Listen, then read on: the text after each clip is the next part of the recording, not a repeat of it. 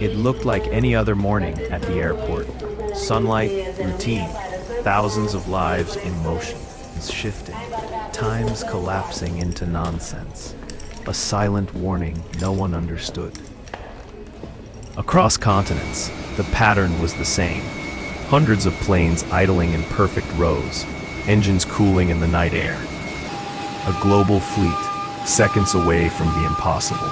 And then, the first aircraft began to move. A lone silhouette rolling toward a sky that was no longer safe. The control room. The anomaly finally appeared. A single red contact cutting across a sky that should have been clear. From orbit, the pattern was unmistakable. Then a faint distortion rolled across the planet's surface. An electromagnetic pulse wave, an EMP ripple moving silently through the atmosphere. Inside the cockpit, everything still looked normal. But the electromagnetic pulse wave had already reached them. Its effects hidden, seconds from triggering. High above the clouds, the crew still trusted their instruments. But the electromagnetic pulse wave was already inside the aircraft systems. On radar screens worldwide, the pattern became impossible to ignore. Inside the control tower, the shift was immediate. Dozens of aircraft drifting off their assigned paths, all at once. Controllers realized the EMP ripple had breached ground coordination too. When the failure struck, the cockpit erupted into chaos. Flight controls jammed. This is Geopolitics 319. We are at point 0062. Roger that. Impact is imminent. Impact is imminent. Impact. Traced the aircraft's final path through the forest. A burning trail carved into the snow, stretching for hundreds of meters. Then the surge hit the central command hub. Primary displays ruptured with corrupted data as the aviation network collapsed in real time. Every region on the map was failing at once. Flight data burst into red static as the global aviation network fractured beyond control. In one breath, the city fractured, a fire carving open steel, and the skyline suddenly felt mortal. A fire carving open steel. At sunset, the city faltered, one strike tearing through the tallest tower, and every light below holding a silent question.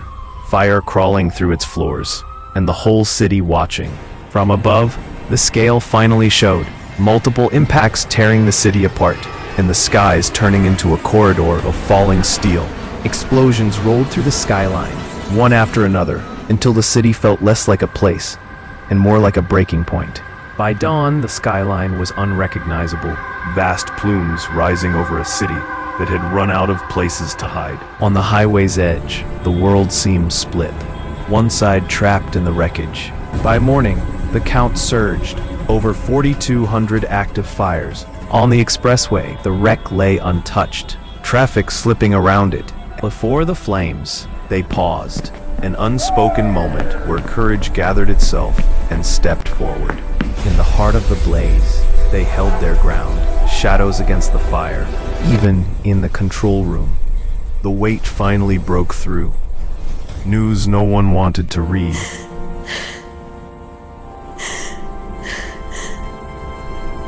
The supply lines didn't fail, they simply went silent, leaving warehouses frozen in the moment everything stopped. Even the markets emptied out.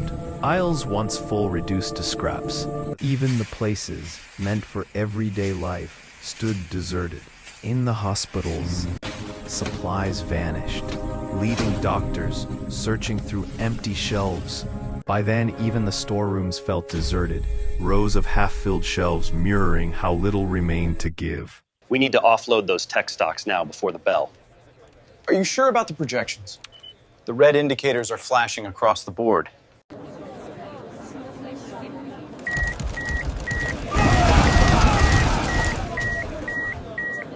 And then the bottom fell out, an 81% crash that silenced every voice on the trading floor.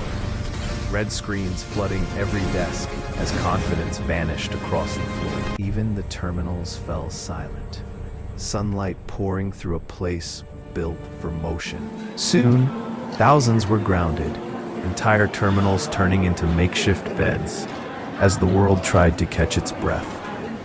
As night deepened, the terminal became a shelter, hundreds asleep on cold tiles, waiting for a day that refused to arrive. Even at sea, movement stalled, ships meeting bow to bow in waters that felt frozen in time.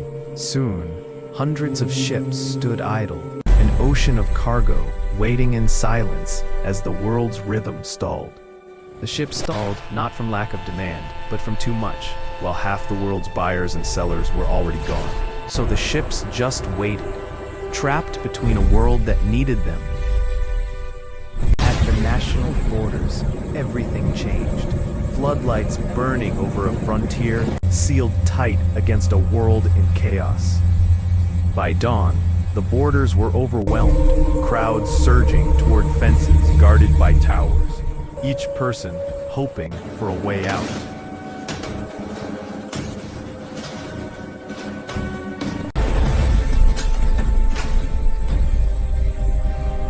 At the UN, the urgency finally broke, nations scrambling for answers as the world unraveled faster than diplomacy could respond.